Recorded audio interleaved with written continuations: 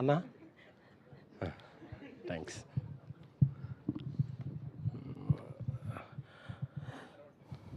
చిన్నప్పుడు మనం సినిమాలంటే చిన్నప్పుడు వచ్చే చిన్నప్పుడు చిన్నారి చేతన, బాలభారతం, లిటిల్ సోల్జర్స్ అలాంటి సినిమాలు. ఆ తర్వాత ఎందుకో ఒక ప్రపంచాన్ని సృష్టించటం, ప్రపంచాన్ని రక్షించటం దిశగా చిత్ర పరిశ్రమ వెళ్ళిపోయిన టైంలో ఇటువంటి జోనర్ సినిమాలు రావటం తగ్గిపోయింది. But I'm so happy there is మళ్ళీ ఒక అటెంప్ట్ చాలా ఒక ప్లెజెంట్గా పిల్లలు అందరితో కలిపి ఒక సినిమా. ఎందుకంటే పెద్దల కోసం సినిమా చూస్తే పిల్లలు వస్తారో తెలియదు, కానీ పిల్లల కోసం సినిమా చేస్తే అది పెద్దలు చచ్చినట్టు రావాల్సిందే.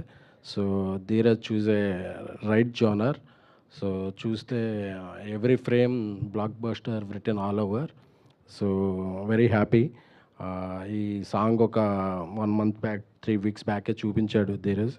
చాలా చాలా బాగుంది. అనురాగ్ కులకర్ణి గారు చాలా బాగా పాడారు. ఆయన పాటలన్నీ ఎప్పుడు వింటుంటాను.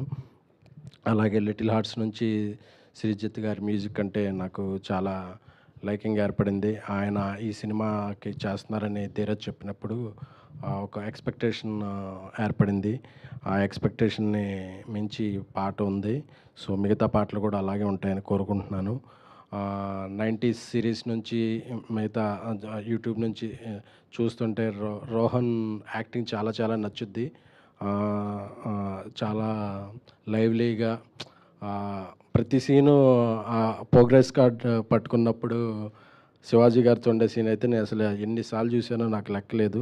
సో రోహన్కి మంచి ఫ్యూచర్ ఉంటుందని అనుకుంటున్నాను. అలాగే మనశంకర ప్రసాద్లో పాప ఖుషి చాలా బాగా చేసింది. సో ఆ అమ్మాయి వీళ్ళిద్దరి కూడా ఒక మంచి భవిష్యత్తు ఈ సినిమాతో ఉండాలని కోరుకుంటున్నాను. అలాగే నూతన్ డైరెక్టర్ శ్రీకర్ గారు లాస్ట్ ఆఫీస్లో కలిసేవాళ్ళు ధీరజ్ ఆఫీస్లో. సో ఒక మంచి సబ్జెక్ట్ని తీసుకుని ఈ సినిమాని చేశారు. సో ఈ సినిమాలో ఇంకా చాలామంది రాజీవ్ కనకల్ గారు, జయసుధ గారు చాలామంది మంచి ఆర్టిస్టులు ఉన్నారు. అంటే ధీరజ్ ఒకటి చెప్పాలి, మనం తీసే సినిమాలంటే ఎవరో ఇండస్ట్రీలో చుట్టేస్తాం 2-3 కోట్లలో తీస్తాం అనుకోరండి. మనం ఎన్ని రోజులు తీస్తామో ఎంత బడ్జెట్లో అవుతాయో అందరికీ తెలుసు. సో ఎప్పుడు అలాంటివి అనుకోవద్దు. But I'm very happy for Dheeraj. Content oriented film, ఒక అంబాజీపేట ఒక type of film, girl friend ఒక టైప్ ఆఫ్ ఫిల్మ్, వాటిల్లో బిజీగా ఉంటూ కూడా డీజే టిల్లు అయితే ఏంటి, బేబీ ఏంటి, చెన్నై లవ్ స్టోరీ అయితే ఏంటి, చాలా సినిమాల్లో ఆయన పార్ట్నర్గా ఉంటూ అన్నిటికీ చాలా ప్రతిదానికి ఒక టైం పీరియడ్ పెట్టుకుని పనిచేస్తారు. సో ధీరజ్కి మంచి సక్సెస్ రావాలి. అలాగే ఈ ఈ సినిమా ద్వారా ఇంకొక నిర్మాతగా పరిచయం అవుతున్న గిరికి మంచి సక్సెస్. అలాగే ఈ సినిమా ప్రజెంటర్ మై సిస్టర్ శ్రావణి, తనకు కూడా ఫస్ట్ ఫిల్మే ఒక మంచి సక్సెస్ రావాలని కోరుకుంటున్నాను. జనరల్గా ఇలాంటి మ్యూజిక్ ఓరియంటెడ్ ఆల్బమ్స్ని, అంటే స్టార్ కాస్ట్ కాకుండా అప్కమింగ్ పీపుల్తో చేసే సినిమాలని, ఆడియోలను కొనాలంటే చాలామంది థింక్ చేస్తారు. బట్ థింక్ మ్యూజిక్ వాళ్ళు ఇంకో థాట్ లేకుండా వచ్చి ముందుకి వచ్చినందుకు మీ అభిరుచికి కంగ్రాచులేషన్స్ అండి. ఎందుకంటే కంటెంట్ని ఎంకరేజ్ చేసే పీపుల్ ఉంటే కంటెంట్ ఆటోమేటిక్గా జనరేట్ అవుతుంది. సో ఆ విధంగా కూడా ఇదవుతున్నాం. బట్ ఒక ఆఫ్టర్నూన్ అయినా మీడియా మిత్రులందరూ లంచ్ కూడా కొంచెం స్కిప్ చేసి అందరూ ఇక్కడే కూర్చున్నారంటే ఒక మంచి సినిమాని ఎలా ఎంకరేజ్ చేస్తారో అర్థమవుతుంది. ఇక my brother Anand, epic brother.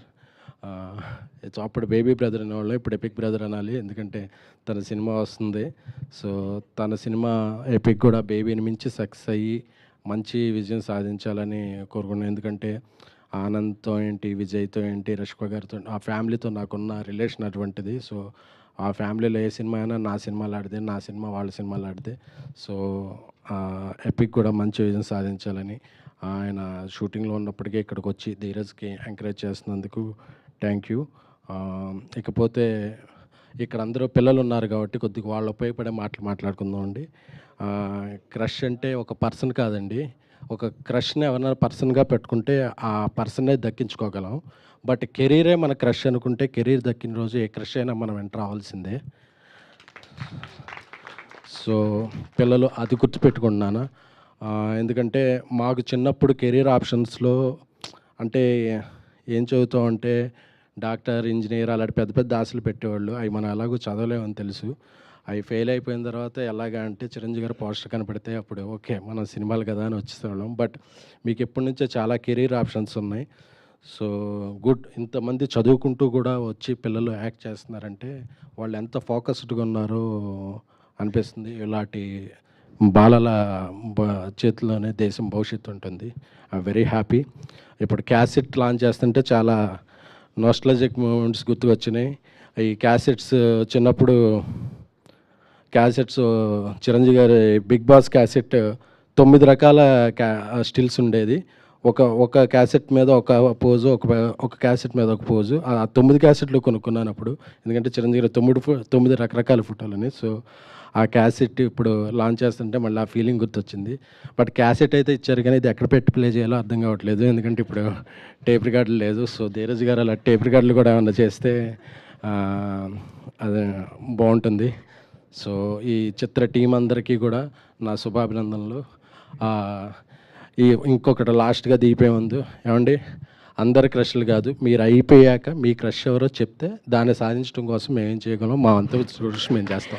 Sir అంటే ఆల్రెడీ ఒకరు థ్యాంక్ యూ అండి, థ్యాంక్ యూ. ఖచ్చితంగా చెప్తాను, అయిపోయే వరకు చెప్తాను.